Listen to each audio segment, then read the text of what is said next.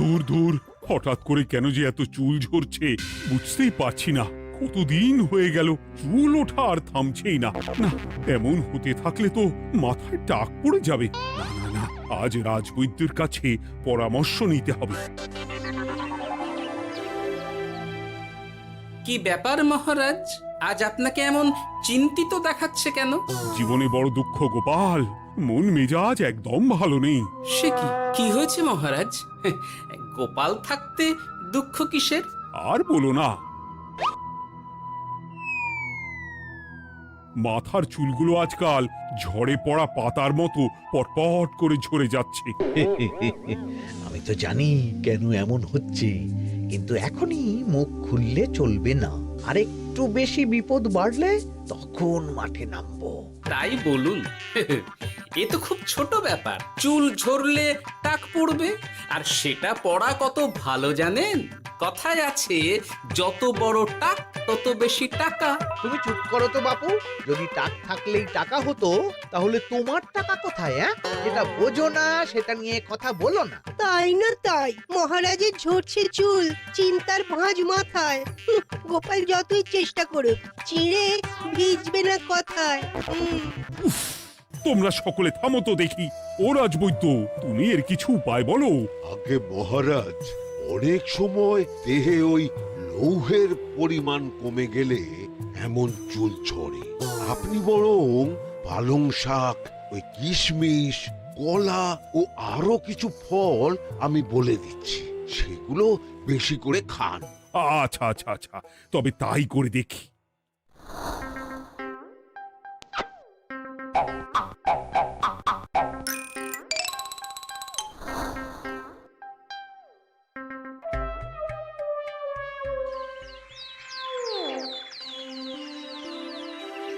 ও রাজবৈদ্য, তোমার কথা মতো শাক পাতা ফলমূল সবই তো খেলাম, চুল ঝরা বন্ধ তো হলোই না। তো জানতামই এমন হবে। কিন্তু মহারাজ, এমনটা তো হওয়ার কথা নয়। কিন্তু হচ্ছে তো। আরে আমার সাধে চুল, কোথায় চলে গেলি সব? এর জন্য তুমি দায়ী। তুমি এর জন্য শাস্তি পাবে বৈদ্য। আমাকে আমাকে ক্ষমা করে দিন মহারাজ, এমনটা হবে এ তো আমি ভাবতেই পারিনি। কিছু মনে করবেন না মহারাজ, ছোট মুখে বড় কথা বলছি, কিন্তু সত্যি এখানে রাজবৈদ্যর কোনো দোষ নেই। ওকে শাস্তি দেওয়াটা ঠিক হবে না মহারাজ। দেখেছেন মহারাজ, গোপালের সাহসটা দেখেছেন? আপনার মুখের উপর কথা বলছে। তা বলি, তুমি যখন এতই বোঝো, তাহলে নিজেই একটা আস্ত লোহা খেয়ে দেখো না, তোমার মাথায় চুল গজাচ্ছে কিনা। ঠিকই আছে, এসব মূর্খের মতো কথা কেবল আপনার থেকেই আশা করা যায় মন্ত্রী মশাই। মহারাজ, আপনি বিচক্ষণ মানুষ, আমার শুধু অনুরোধ, আরেকবার ভেবে দেখবেন। ঠিক আছে, রাজবৈদ্যকে আমি শাস্তি দেব না, কিন্তু সকলের জন্য আমার একটা ঘোষণা আছে। কি ঘোষণা? আমার এই কঠিন সমস্যা যে দূর করে দিতে পারবে, তাকে আমি বিশেষ পুরস্কারে ভূষিত করব। এই তো পেয়েছি, এই সুযোগ কোনোভাবেই হাতছাড়া করা চলবে না। এবারের সমস্যাটা সত্যি বেশ কঠিন। কি করলে যে মহারাজের চুল পড়া বন্ধ হবে সেই উপায় মাথাতেই আসছে না। হঠাৎ করে কেন যে এমন হলো কে জানে।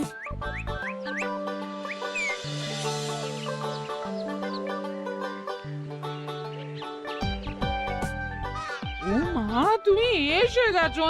একটু বসো, আমি তেলটা মেখেই হাত ধুয়ে খাবারটা বাড়ছি। হ্যাঁ, সে ঠিক আছে, কিন্তু তুমি কিসের তেল মাখছো এটা? কি আবার মাথার চুলের তেল? এখানেও চুল, ওদিকে মহারাজেরও চুল ঝরে পড়া নিয়ে আমরা সবাই হিমশিম খাচ্ছি গিন্নি। আরে, মহারাজের অত সুন্দর কালো চুলগুলো ঝরে যাচ্ছে, এ তো ভারী দুঃখের কথা। সে আর বলতে। ওই জন্যই তো আমি বাবা মাথায় এই জড়িবুটি তেল মাখি। এতে চুলের গোড়া শক্ত করে, চুলকে ভালো রাখে, নতুন চুল গজায় সব। হ্যাঁ। কি কি বললে? নতুন চুলও গজায়? সত্যি? হ্যাঁ, বাহ, তাহলে আর চিন্তা কি? আমাকে এই তেলটা একটু দিতে পারবে গিন্নি? মহারাজকে দিয়ে আসি। উনি বলেছেন যে ওনার সমস্যা দূর করতে পারবে তাকে উনি পুরস্কার দেবেন। ওমা, এই তাই নাকি? এই তো দারুণ ব্যাপার গো। নাও নাও নাও, তেলখানা নিয়ে মহারাজকে কাল দিয়ে এসো তাহলে। আর জানিয়ে দিও, দিনে 2 বার কিন্তু তেল মাখতেই হবে। হ্যাঁ, আচ্ছা, ঠিক আছে।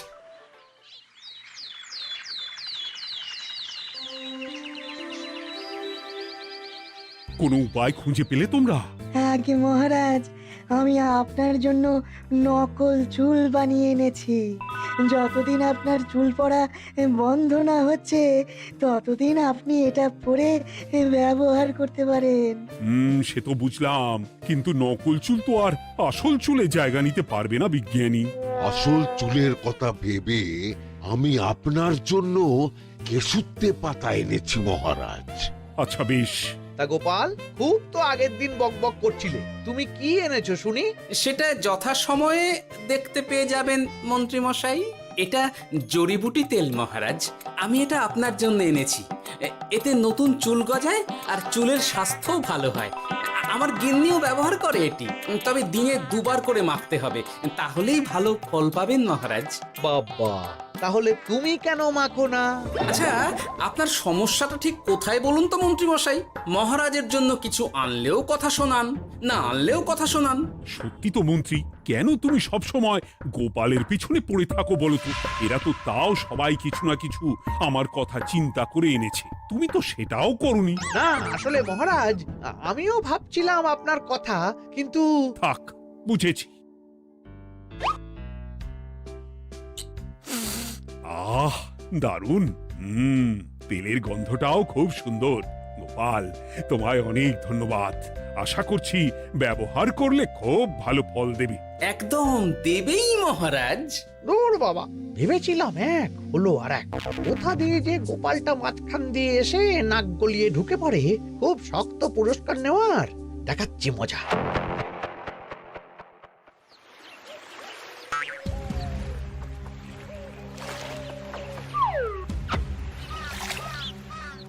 এবারে গোপালের তেল দিয়েই সব কিছু তোলপাড় করব।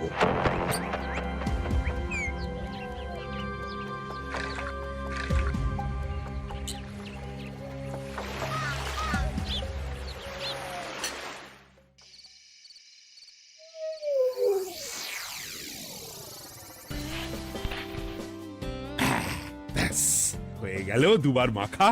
গোপাল বলেছিল এতেই ভালো ফল পাব, কিন্তু এখন মাখার পর মাথাটা কেমন জ্বালা জ্বালা করছে মনে হচ্ছে। হয়তো নতুন চুল গজাবে বলে এমন হচ্ছে। কাল সকালে বোঝা যাবে। এতক্ষণে বোধ হয় ছোট ছোট চুল গজিয়েই গেছে। কি এটা চুল গজানোর তেল ছিল নাকি পড়ে যাওয়ার? হে ভগবান, যেটুকু বাকি ছিল সেটাও ঝরে পড়ে টাক পড়েই গেল। হ্যাঁ, গোপালই হলো যত নষ্টের গোড়া। আজ আসুক সভায়।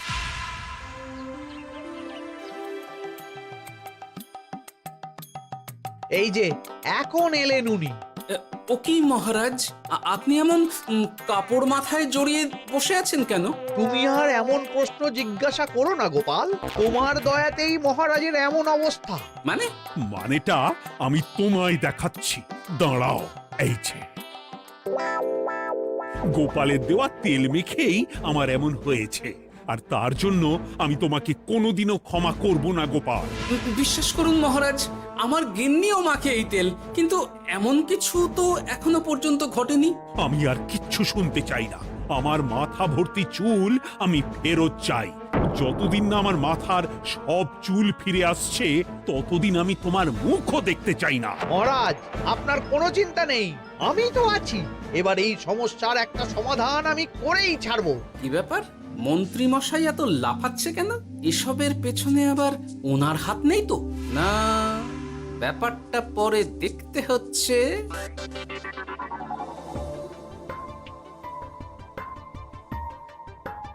আমি বলি কি মহারাজ, এই সময়টা বরং আপনি নকল চুলটা মানে মানে পরচুলা ব্যবহার করুন। হ্যাঁ, অগত্যা, কিছু তো একটা গন্ডগোল আছেই।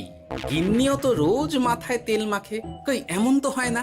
মন্ত্রী যদি কিছু করেও থাকে তাহলেও হাতে নাতে ধরবো কিভাবে? ও কি গো গোপাল দাদু, এখন এই সময় তুমি রাজসভা ছেড়ে এখানে? তোদের দাদু আর রাজসভায় যাবে না রে? কি বলছো গো? কেন? আর কেন, বিনা দোষে এমন শাস্তি। তোমায় শাস্তি দিয়েছে, তুমি শুধু বলো কে তোমার সাথে কি করেছে, বাকিটা আমরা বুঝে নিচ্ছি। আচ্ছা বলছি, কৃষ্ণনগরের মন্ত্রী মশাইয়ের বাড়িটা কোন দিকে একটু বলতে পারবেন? কৃষ্ণনগরে নতুন নাকি? আগে তো আপনাকে কখনো দেখেছি বলে মনে পড়ছে না। হ্যাঁ, আমি এখানে থাকি না, আমি এখানে আমার কাজে এসেছি, তাই মন্ত্রী মশাইয়ের বাড়ির ঠিকানাটা যদি একটু বলে দেন। নিশ্চয়ই, এ পথ দিয়ে সোজা চলে যান, তারপর কিছুটা ডান দিকে গেলেই পেয়ে যাবেন। আচ্ছা, অনেক ধন্যবাদ। ভিন গাঁয়ের লোক মন্ত্রী মশাইয়ের বাড়িতে, ব্যাপারটা বেশ সন্দেহজনক লাগছে। এই এই গুলটে ন্যাপলা, তোরা তোরা দুজন একটু আড়াল থেকে দেখতো লোকটা মন্ত্রী মশাইয়ের বাড়িতে ঠিক কি জন্য এসেছে, তারপর আমায় খবর দিস। ঠিক আছে গোপাল দাদু। তোমার আবার এখানে আসার কি দরকার ছিল? আমি তো বলেছি যে আমি ঠিক গিয়ে তোমার পাওনা গন্ডা মিটিয়ে দেবো। মিটিয়ে দেবে? কতদিন হয়ে গেছে জানেন? দেখো, হয় আমার কীটনাশক আর সার সব ফিরিয়ে দিন, নয়তো আমার জিনিসের দাম মিটিয়ে দিন। কীটনাশক, সার আর কি করে ফেরত দেবো বলো? ও তো সব পুকুরের জলে মিশে গেছে। ওসব আমি জানি না, আমার পাওনা গন্ডা মিটিয়ে দিন, ব্যাস। চল চল, এখনই তাহলে গোপাল দাদুকে গিয়ে সব জানাই। চল চল। দাদু, ও গোপাল দাদু। তোরা এসে গেছিস? আয় আয় আয় আয় আয়। মন্ত্রী মশাইয়ের মুখ থেকে অনেক খবর পেলাম। তাই নাকি? কি শুনি? মন্ত্রী মশাই ওই লোকটার কাছ থেকে অনেক কীটনাশক সার নিয়েছে, কিন্তু এখনো জিনিসের দাম মেটায়নি। হ্যাঁ, ওই জন্যই তো মন্ত্রী মশাইয়ের উপর লোকটা খুব রেগেছিল, হুমকিও দিয়েছে 1 সপ্তাহের মধ্যে জিনিসের দাম সব মিটিয়ে দিতে হবে। তাই নাকি?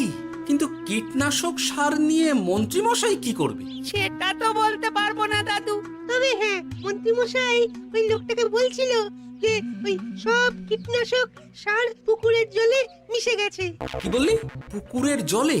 আচ্ছা, এবার দুয়ে দুয়ে 4 করা গেল। অনেক ধন্যবাদ রে তোদের। বল বল, তোরা কি খাবি? কিচ্ছু লাগবে না গোপাল দাদু, তবে ভোলা বয়ের আর মিষ্টি খাওয়ালে। আচ্ছা আচ্ছা। কি করে যে মহারাজকে আসল ব্যাপারটা বোঝাই, কিছু তো একটা উপায় বের করতেই হবে। তা বলি বাবা, রাজসভায় যেতে হবে না বলে কি সারাদিন এইভাবেই শয়নে শয়নে দিন কাটাবেন বাবা? হ্যাঁ, উপায় পেয়ে গেছি। বুঝলে গিন্নি, আমাকে একটা জায়গায় যেতে হবে, বুঝলে? তারপর ওখানে যদি কাজ হয় তাহলে আগামীকাল রাজসভায় আমি যাব। কিন্তু তুমি যে বলেছিলে তোমার এখন ছুটি। হ্যাঁ, কি আর করি বলো, গুরুত্বপূর্ণ একটা কাজ, তাই যেতেই হবে। আচ্ছা যাও। ওই গো বিজ্ঞানী, আরে গোপাল যে, বলো। এই যে বিজ্ঞানী, একটা বিশেষ দরকারে তোমার কাছে এলাম, বুঝলে? হ্যাঁ, বলোই না। আচ্ছা, এই দূষিত জলকে কিভাবে আবার পরিশুদ্ধ করে বলতে পারবে? কেন পারবো না? জলের মধ্যে একটু চুন আর ফটকিরি দিয়ে দিলেই জল আবার দূষণমুক্ত হয়ে যাবে। তবে ওগুলো দেওয়ার পর কিছুদিন সেই জলকে ব্যবহার করা বন্ধ রাখতে হয়। হ্যাঁ। আচ্ছা আচ্ছা, অনেক ধন্যবাদ, আসি তাহলে। হ্যাঁ,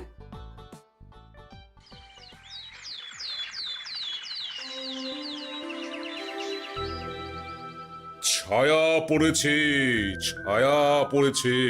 আমি বেশ বুঝতে পারছি তার ছায়া পড়েছে এখানে। কার ছায়া পড়েছে? আজকাল তোর মাথা থেকে অনেক চুল ঝরে পড়ছে, তাই না? আগে হ্যাঁ সাধু বাবা, আপনি একদম ঠিক কথা বলেছেন। ও বাবা, এই আবার কোথা থেকে উদয় হলো? আরে আমি একা গিয়ে সেই স্নানের পুকুর পরিদর্শন করতে চাই। যথা আজ্ঞা বাবা।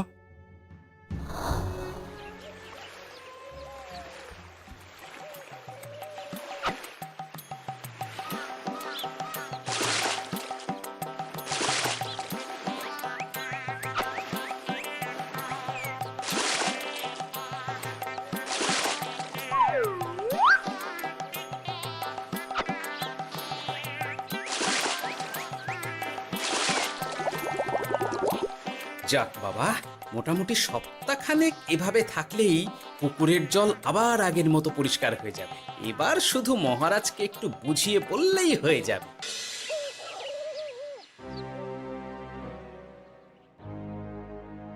কি বুঝলেন সাধু বাবা? আমার অনুমানটাই ঠিক ছিল। পুকুরের জলে কালো ছায়া পড়েছে, কুদৃষ্টি পড়েছে, তাই এমন হচ্ছে। সে কি? কি কালো ছায়া? যত সব বাজে কথা। জল দূষণ করলাম আমি, আর দোষ পড়ছে কালো ছায়ার উপর। তাহলে এখন কি হবে? চিন্তার কোনো কারণ নেই।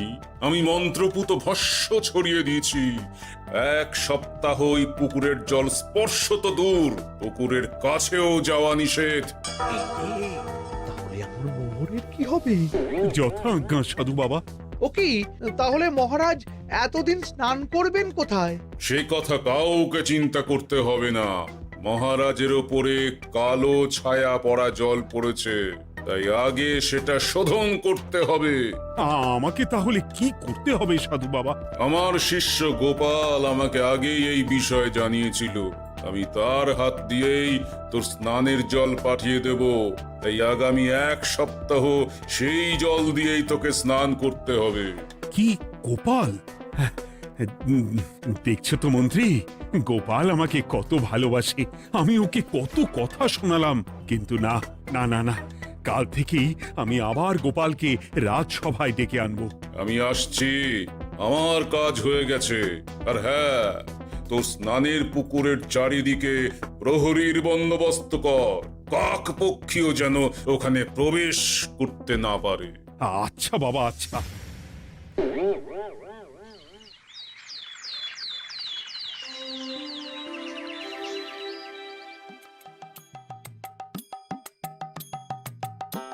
গোপাল, তোমাকে আবার এখানে দেখতে পেয়ে আমার খুব ভালো লাগছে। তোমার গুরুদেব গতকাল এসেছিলেন, কিছু মনে করো না। না বুঝেই তোমাকে অনেক কথা শুনিয়েছি। না মহারাজ, আমি জানি আপনি আমাকে খুব ভালোবাসেন, তাই আমি কিছু মনে করিনি মহারাজ। এই নিন, আমি আপনার স্নানের জল এনেছি। হ্যাঁ হ্যাঁ হ্যাঁ, দাও দাও দাও।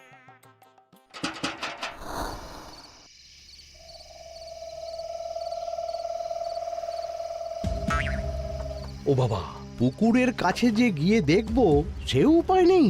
চারপাশে প্রহরীতে ভর্তি, তাহলে কি সত্যি সত্যি কালো ছায়া পড়েছে? ভালোই হলো, পাওনাদারকে বলে দেবো কীটনাশকটা জালি ছিল। হি হি।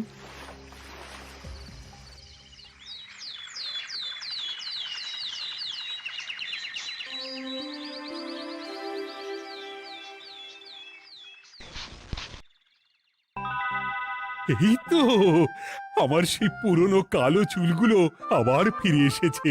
আহা, কি যে আনন্দ হচ্ছে দেখে। আজ 1 সপ্তাহ সম্পূর্ণ হলো। গোপালের জন্য আমার স্নানের পুকুর থেকে কালো ছায়া দূর হয়েছে। আমাকে এই সমস্যা থেকে দূর করার জন্য আমি গোপালকে 100টি মোহর উপহার দিতে চাই।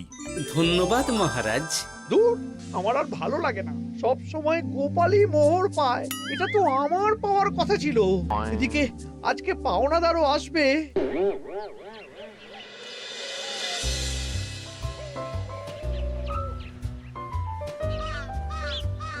গোপাল দাদু, ওই লোকটা এসে গেছে।